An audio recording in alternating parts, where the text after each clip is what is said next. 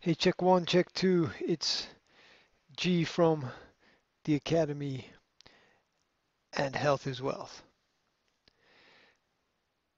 Today's article is time for some shut eye. 3 sleep myths debunked.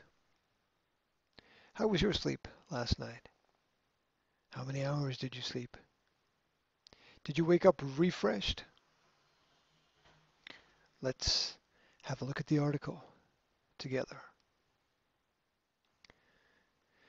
The human body needs to get enough sleep every night to heal and recover. Many people know this, and some take steps to ensure they get a good night's sleep.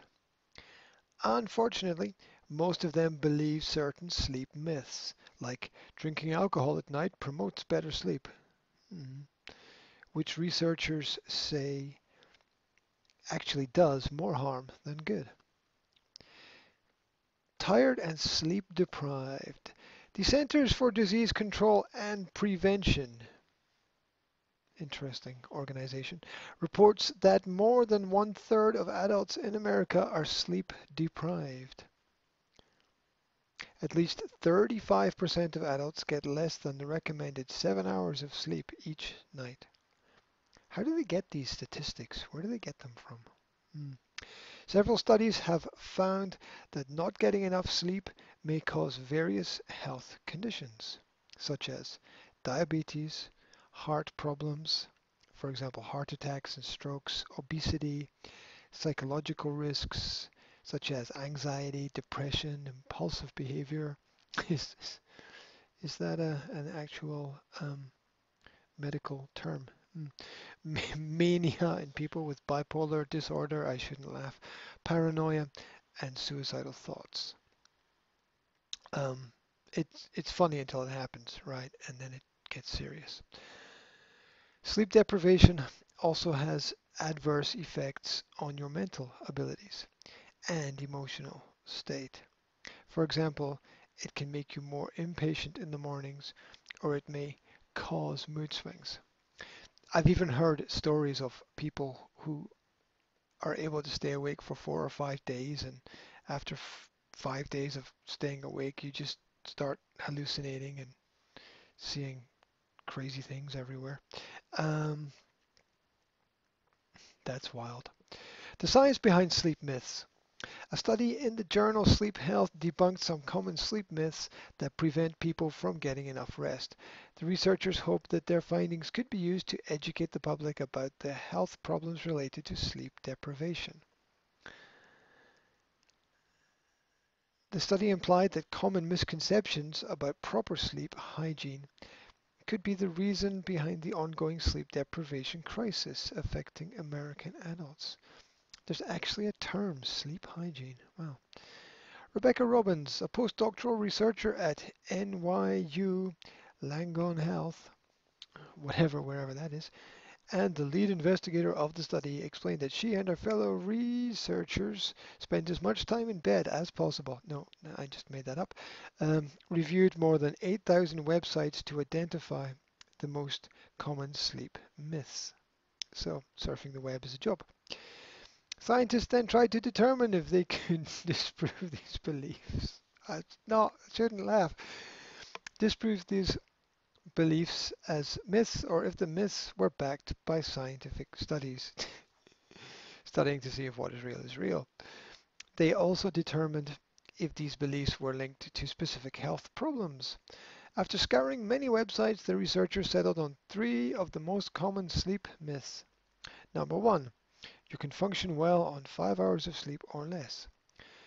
The researchers warn that this is the most harmful myth about sleep.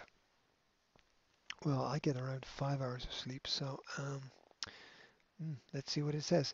Sleep deprivation may even cause long-term damage to your overall health. While taking naps during the day can make up for sleep deprivation at night, it's never worked for me.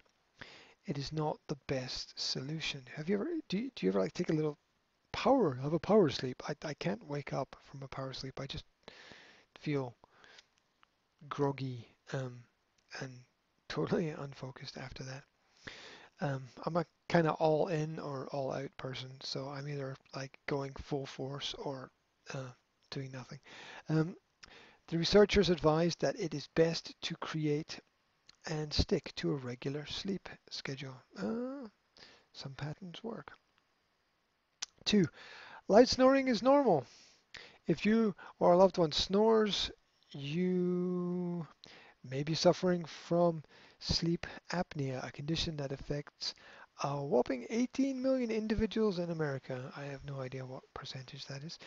The scientists noted that if sleep apnea is left untreated, it can cause problems like depression, heart attacks, or stroke. It's not funny. Before you dismiss snoring as harmless, consult a physician to determine if you are suffering from these health conditions.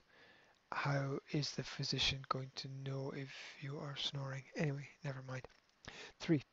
Alcohol consumption before bedtime promotes better sleep quality. The researchers explained that several studies have repeatedly confirmed that drinking alcohol actually prevents you from reaching the deep, restful phase of sleep. The thing is that when I reach the deep, restful phase of sleep, I don't want to get up. Robin shared that sleep is an important factor that affects your mood, productivity, and well-being. This inspired the researchers to conduct the study to debunk sleep myths. They hope they hoped that the results will promote better sleep habits, which can then improve overall health. Dr. Girardin Jean Louis, or Lewis, I don't know, the study's senior investigator, added that quality sleep is essential for your well-being, as if you need someone to tell you that. Um, Jean Louis, I'll call this person, emphasized the importance of teaching the public about this crucial public health issue. For instance, physicians can discuss sleep habits with their patients to educate them about the dangers of sleep myths and associated health problems like heart disease and obesity. Always take health and sleep myths with a grain of salt. Always take myths with a grain of salt. That's what a what a sentence that is. And follow a regular sleep schedule. Get enough sleep every night to improve your overall well-being. Well, yeah, it's we can't function without that element of sleep. I think that for most people, good sleep is the brain kind of reorganizing and shuffling the information into manageable pieces. Um, that's not to mention the sort of the dreams and the lucid dreaming states that people claim to be able to achieve or experience. So sources are medicalnewstoday.com and healthline.com. This article was entitled Time for Some Shut-Eye 3 Sleep Myths Debunked and was published on the 13th of September 2019 on the website naturalnews.com. Um, just to share some uh, interesting information, I'm actually sleeping on the floor. Um, for some reason, I find that to be more comfortable for me, and I get a better sleep there. Not directly on the floor, but I've got two roller mats, like the yoga mats, um, down, and I have my pillow, and I sleep with a duvet on top of that, and that's that's what works. That's what works for me. So, um, crazy, huh? Yeah, I guess we're all we all do things a little bit differently. Anyway, um, you know it.